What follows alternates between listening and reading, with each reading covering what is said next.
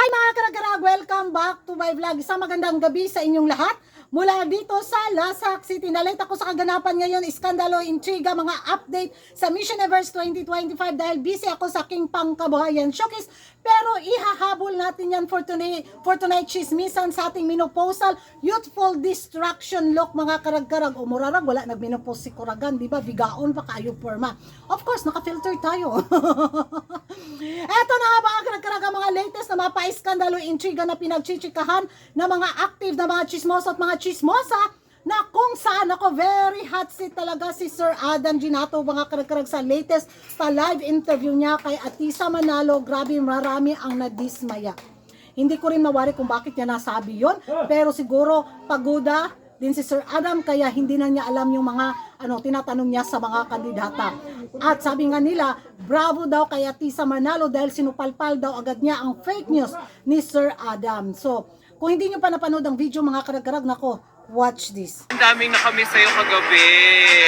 Oo, hinahanap ka nila. Sabi ko, mas minabuti mo magpahinga. Ay, invento ka ng kwento. Yung kasi mga namin namin. So we can have a change of clothes. We didn't have our makeup. Mabuti na clarified. So yan ang mga karag-karag, napanood na ninyo ang video. Magiging reaction ko nito mga karag-karag. Lahat naman tayo may pagkakamali, hindi naman talaga tayo perfecto. Siguro sa sa sitwasyon na to, next time sana mag-ingat si Sir Adam sa mga ibabato niyang tanong sa mga kandidata, lalo na sa pambato ng pins dahil baka ikakasira ng laban ni Atisa Manalo sa Miss Universe 2025, di ba? So dapat, sabi nga ni Pia Wurtzbach na think before you click, di ba? So next time, dobling ingat, tripling ingat lang talaga sa pagtatanong ng mga tanong, lalo pat naka-live at hindi lang ikaw yung naka-live bitaw. So mayroong mga ibang mga vloggers, mga taga-media ang na-capture yung mga ganitong mga pa-eksena na talaga namang unsa man imo hakis eh.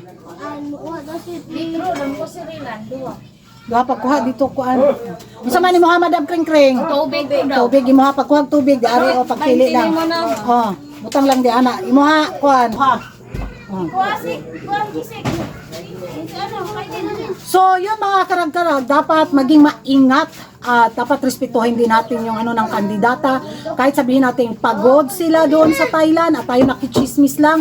Pero sa laban na ito ni Atisa Manalo, dapat magkaisa tayo, hindi tayo magwatak-watak, o di ba? Kung may pagkakamaliman, dapat pag-usapan para magkaayos, di ba? So sa puntong to, marami talagang nainis sa panig ni Sir Adam kung bakit niya natanong ng ganon si Atisa Manalo. At napahanga naman talaga sila kay Atisa Manalo mga karag-karag kasi talagang sinupalpal daw niya si Sir Adam, tinuldokan agad ang fake news. So sana magkaayos, matapos na, di ba? At may leksyon at tayong matutunan sa mga ganitong mga pa-eksena, lalo na sa mga media na doon sa Thailand na naki-cover sa Miss Universe 2025. This time, kailangan ni Atisa Manalo yung suporta natin. Kaya vote, vote, vote!